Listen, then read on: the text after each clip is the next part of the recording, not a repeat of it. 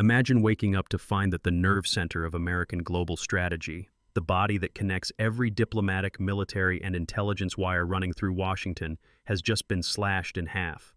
Arguments erupt on cable news. Former insiders sound the alarm. In the corridors of power, uncertainty hangs thick in the air. What happens when the president upends decades of tradition and shrinks the National Security Council, all while the world's crises refuse to wait? Is this the bold move needed to cut red tape and make America safer, or a dangerous gamble that risks chaos and error at the very heart of power? For generations, presidents have relied on the National Security Council, or NSC, as their brain trust, a place where wars are weighed, alliances plotted, red lines drawn, and the fate of nations debated in hushed tones. Born in the anxious aftermath of World War II, the NSC has outlasted the Berlin Wall, 9/11, and the rise of China as a superpower. In times of panic and peril, it is the NSC's Situation Room where leaders huddle, voices tense, as the world's most consequential decisions are made. But now all of that is changing. At this very moment, President Donald Trump and his team are orchestrating the largest shakeup in the NSC's 77-year history, a purge that is both dramatic and polarizing. Once home to nearly 400 policy professionals, domain experts, and military strategists, the NSC will soon be whittled to just about 150. Of those, a hard core of roughly 50 people will carry the full weight of daily decision-making. Directorates, mini think tanks covering everything from African security to NATO relations, are being axed. Offices sit empty, their nameplates abruptly removed. The catalyst? A scandal that rocked the security world, the ousting of National Security Advisor Mike Waltz, who was caught adding a journalist to an encrypted chat about secret military operations. The incident, splashed across headlines as the Signal scandal, provided the opening Trump needed. In classic Trumpian fashion, a crisis became the justification for an overhaul that had already been brewing behind the scenes. Lawmakers, diplomats, and career officials have been caught flat-footed, asking, why now? And what comes next for America's ability to steer world events? Let's rewind for a moment, because to truly grasp what's happening, we need to understand what the NSC is and why its fate matters so much. Picture Washington in 1947. The world is exhausted. The United States emerges from World War II as a superpower, but new threats loom. The Soviet Union casts its shadow across Europe, nuclear weapons upend the old playbook, and the question of how to manage America's global responsibilities sparks fierce debate. President Harry Truman decides the answer is coordination. He creates the National Security Council, a high-level inner circle to pool wisdom from state, defense, intelligence, and beyond. Since then, the NSC has been where presidents turn to make sense of chaos, to sift through competing options, and, ideally, to avoid the catastrophic mistakes of history. Over time, the Council's influence has only grown. From Kennedy pacing during the Cuban Missile Crisis to Obama watching the raid on Osama bin Laden, the NSC has become synonymous with steady, sometimes secretive stewardship of American interests. It's a place for robust debate, deep analysis, and, when functioning at its best, a check on rash or poorly informed decisions. But this power has never gone uncontested. Every president tweaks the NSC to his own style. Nixon centralized control, keeping advisors close and cutting out the wider bureaucracy. Reagan's council was shaped by strong personalities and, infamously, embroiled in the Iran-Contra affair. Obama ballooned the staff to nearly 400, prioritizing minute-by-minute hand-holding. In Trump's first term, the NSC became notorious for infighting, leaks, and rapid-fire personnel turnover. If the NSC is the cockpit of U.S. power, its controls are constantly being reconfigured. That brings us to today's dramatic downsizing.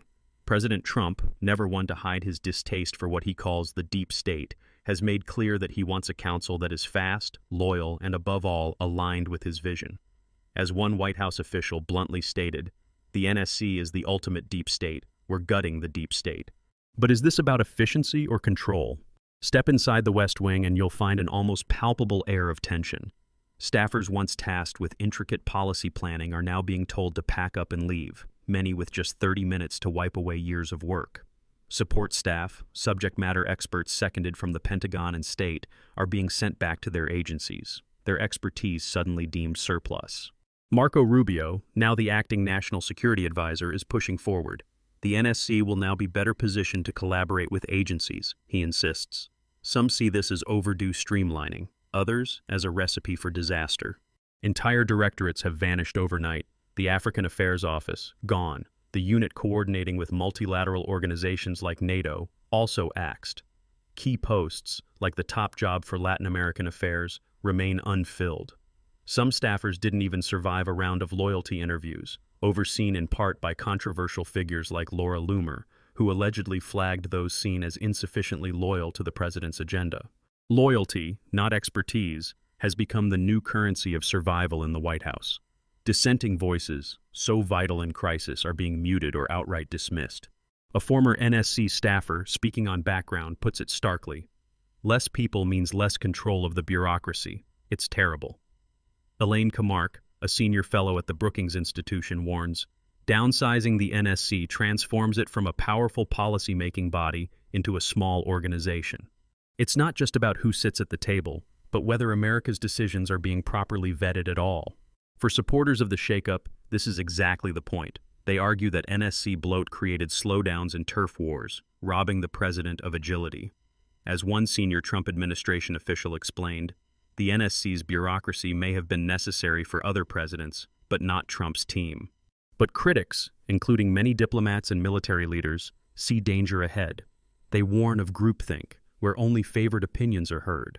They worry that America's foreign policy machine is losing the very diversity of expertise that keeps it from stumbling into disaster. To understand the stakes, look at how past crises unfolded. During the Cuban Missile Crisis, it was the NSC's balanced debate and willingness to hear dissent that prevented catastrophe. In the chaos before 9/11, lapses in coordination proved fatal.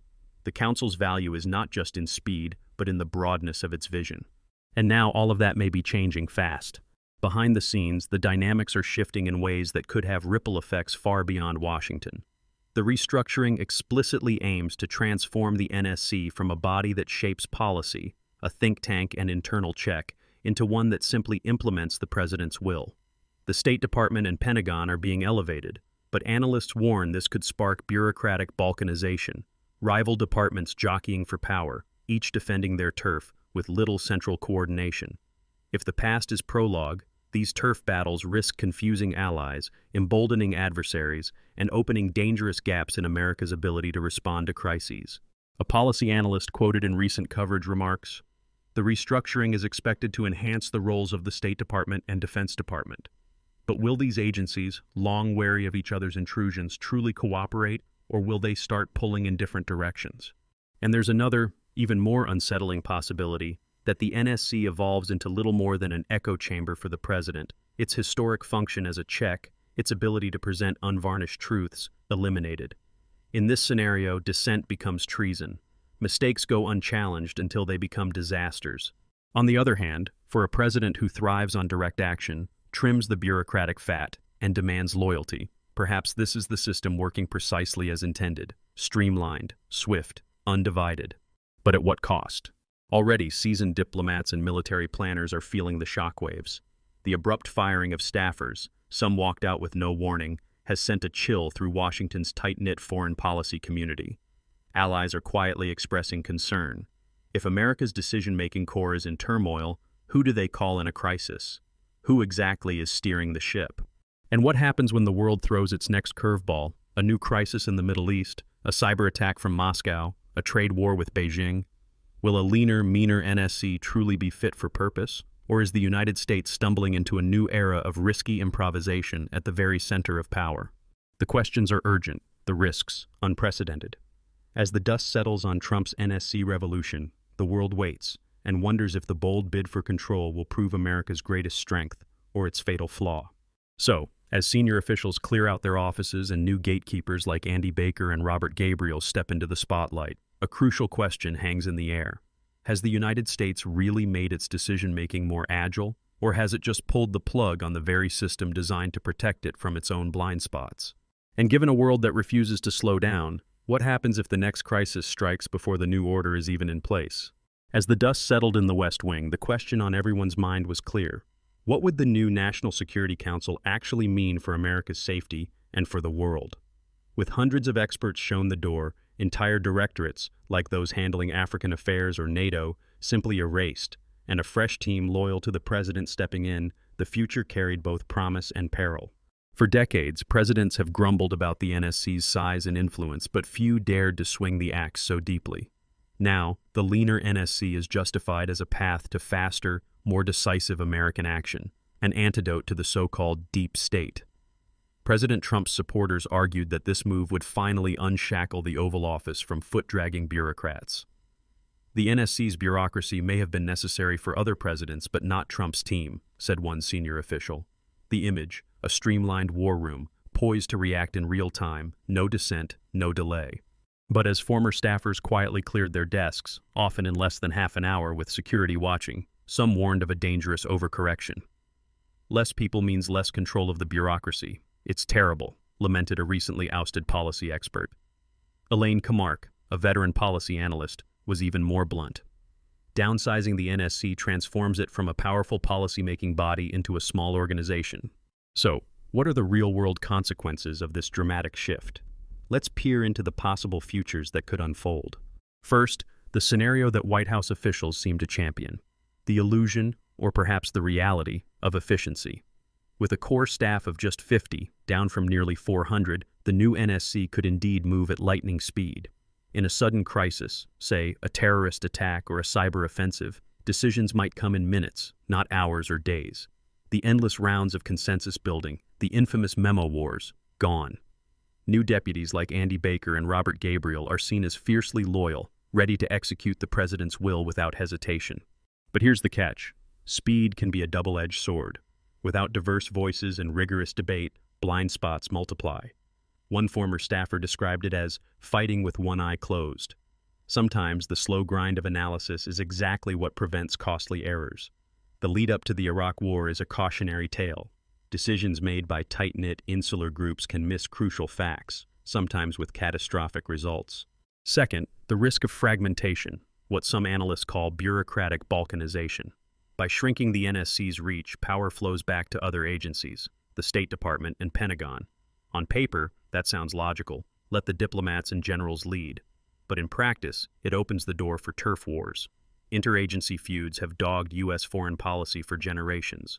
With fewer coordinators at the NSC, the risk grows that each department will pursue its own agenda. You get competing messages, and sometimes chaos, warned one former official. It could mean America speaks with many voices instead of one, muddling allies and emboldening adversaries. Then there's a darker scenario: the rise of the autocrat. The new NSC, smaller and fiercely loyal, could become less a source of independent counsel and more a megaphone for the president's personal agenda. With entire regional directorates erased and director posts left vacant, critical viewpoints may simply vanish. Loyalty tests during re-interviews sent a chilling message: dissent will not be tolerated.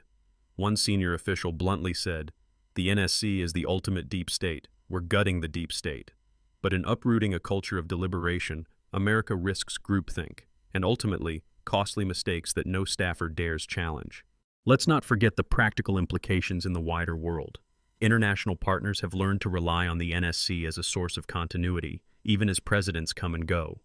With much of the expert staff now gone, the Rolodex of relationships that underpinned U.S. leadership in collective security, climate negotiations, and crisis diplomacy may start to fray. Analysts say the loss of experienced staffers who functioned as human glue between agencies could render America less predictable and less persuasive in global affairs. Could there be an upside? Marco Rubio, now the acting national security advisor, is optimistic. The NSC will now be better positioned to collaborate with agencies. In theory, agencies will step up, filling the vacuum with their own expertise. The state and defense departments, sidelined in recent years, might reclaim their traditional sway. But that depends on whether these agencies are themselves robust enough, and whether the White House truly listens. Another intriguing twist: the lessons this drama holds for crisis management, not just in government, but in any organization. For leaders watching this unfold, whether in the public or private sector, the NSC shakeup is a case study in the balance between efficiency and resilience. Every team faces the temptation to cut unnecessary layers, to make things leaner and faster.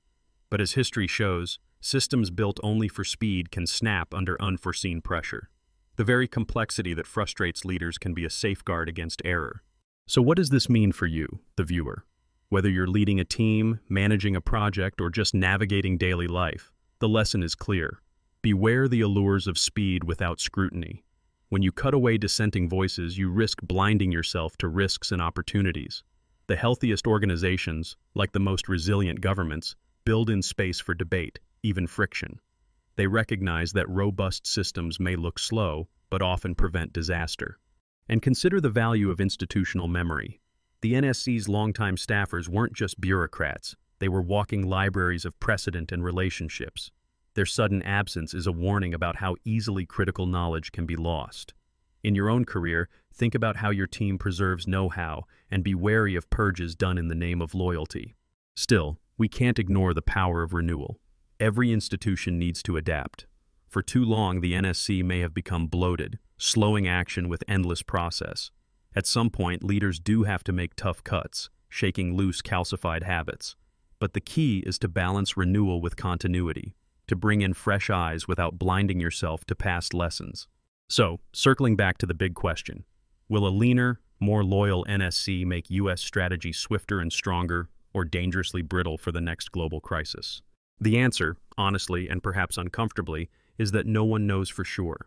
If the world faces a crisis that demands lightning-fast consensus, the White House may finally have the nimble system it craves. But if the challenge demands nuance, global engagement, and deep expertise, the costs of this overhaul could be heavy indeed.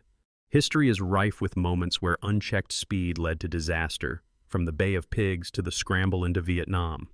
It is also full of moments where slow, collective process averted catastrophe, like the measured deliberations during the Cuban Missile Crisis.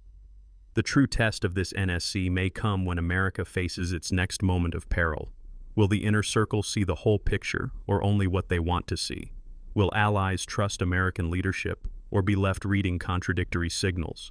In the end, the story of the NSC's downsizing is not only about power struggles in Washington. It is a reminder, for all of us, that strength comes not just from unity and speed, but from diversity and debate. Loyalty matters, but so does courage to challenge the boss. As one secret fact from behind closed doors reveals, at least 3 regional crisis plans were left unfinished during the abrupt staff cuts, stored on draft folders that may never be opened again. So, as the next crisis inevitably approaches, America's national security may hinge not just on who sits at the table, but on who's missing and what voices have been silenced. What do you think? Is this new, streamlined NSC a bold leap forward, or a dangerous gamble with America's future? Drop your thoughts in the comments. Let's debate. If you found this deep dive revealing, hit like, subscribe, and share